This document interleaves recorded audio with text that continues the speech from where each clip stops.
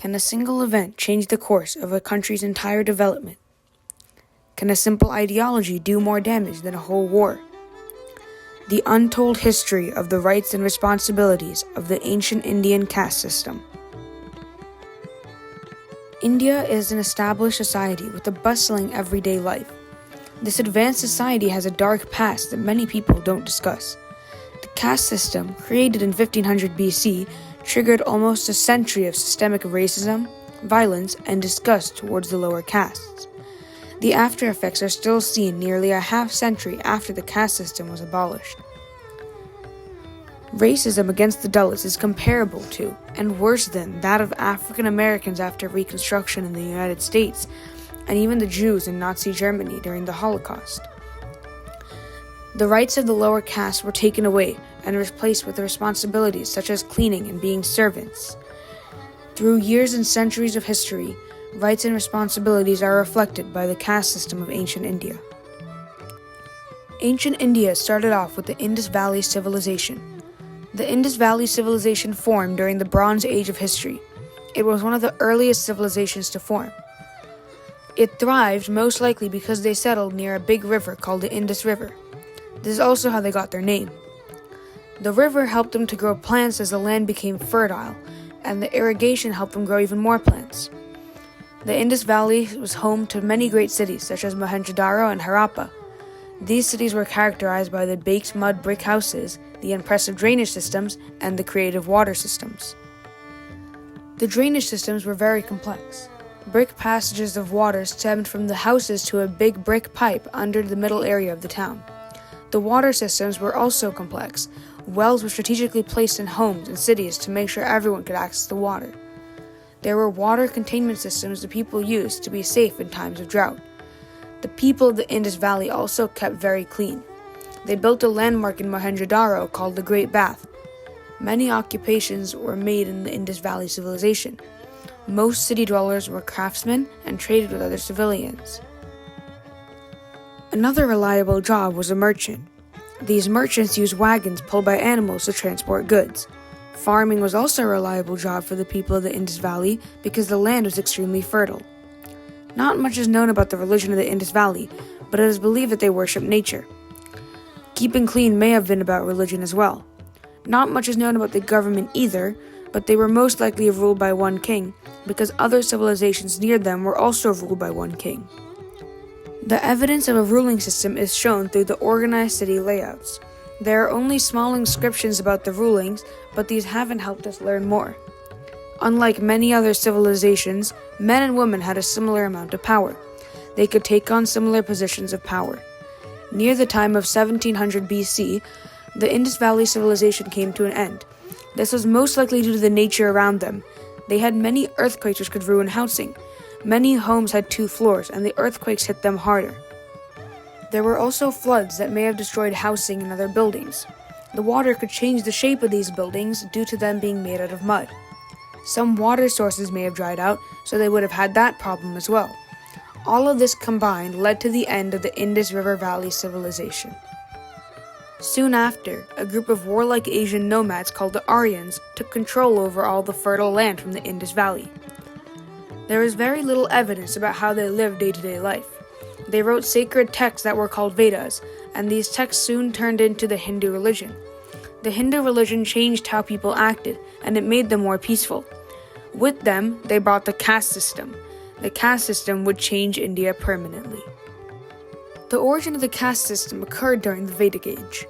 From 1500 BCE to 500 BCE, the more formerly known Indo-Aryans ruled most of India. The caste system was split into 5 groups: the Brahmins, who were priests, the Kshatriyas, who were warriors and rulers, the Vaishyas, skilled workers, the Shudras, unskilled laborers, and the Dalits, untouchables. Back then, your caste depended on what profession you chose. However, since most people received the jobs that their father did, caste became dependent on birth. The main reason why untouchables were let to live was because the Brahmins needed someone to do the menial work, such as cleaning the toilets in the streets. The Dalits were not guaranteed many rights. The Dalits were excluded from activities and people themselves. They remained outcast of society because of the caste they were born into. A big part of basic human rights was taken away from the Dalits. They were considered subhuman by an ancient text called the Manusmriti. This text had information on rights and responsibilities. If a crime was committed on a Dalit, the crime would be forgiven. A big part of Dalit rights is not having them. Dalits had to wear specific clothing to distinguish themselves from people in the caste system. They were so low that they actually weren't even considered part of the caste system. The rights of the people of ancient India were not a guarantee to the Dalits. On the other hand, the highest caste, called the Brahmins, had more rights than the average ancient Indian. They were even considered gods. They were the priests of the caste system. They had the role of teaching religion and other things. Dalits had the role of being laborers. They did below menial tasks like taking care of the dead, sweeping streets, and cleaning waste. The rights people had and the rights people didn't have were mostly a given. As a society, the ancient Indians believed in the caste system and the ideas around it. They believed if they had enough karma, good deeds, and did their dharma, their duty, they would be reincarnated into a higher caste. The caste system was rarely questioned. The responsibility of ensuring these rights was put onto the society rather than one person or caste. The system was accepted by society. No one stepped out of line as they feared that they would move down a caste if this happened. Higher castes were perceived to have better lives, so everyone wanted to act according to their caste. The responsibility came from the idea of reincarnation rather than a person. The idea of reincarnation and karma was huge in ancient Indian culture. This is one of the reasons the ancient India caste system lasted for so long. This topic was important in history because it laid a foundation for ancient India. In the following Indian empires, the one thing that always remained was the caste system. It was always there in some way, shape, or form.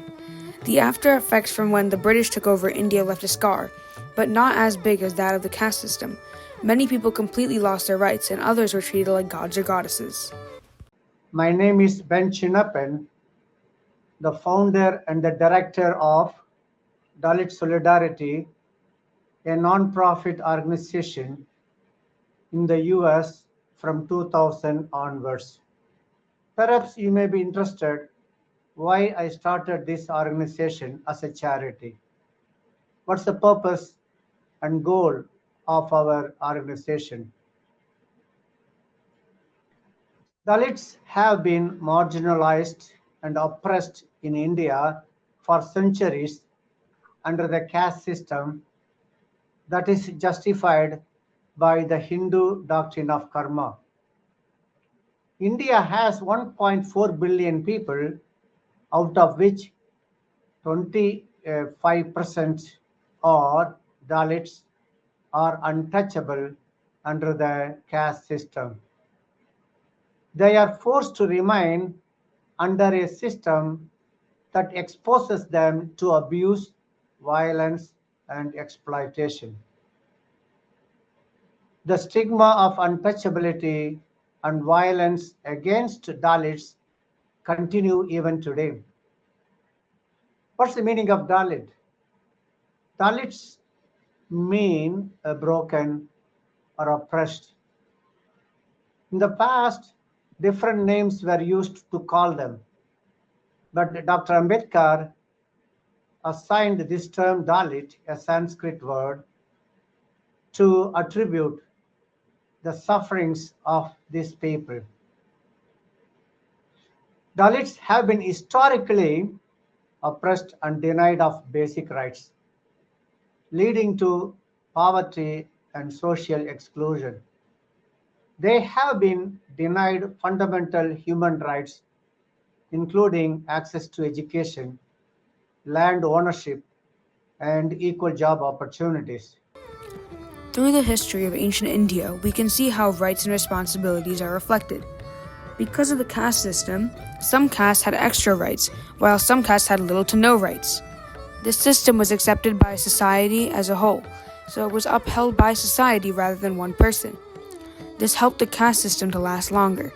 The caste system did last long, in fact, that it made so many after effects in the future.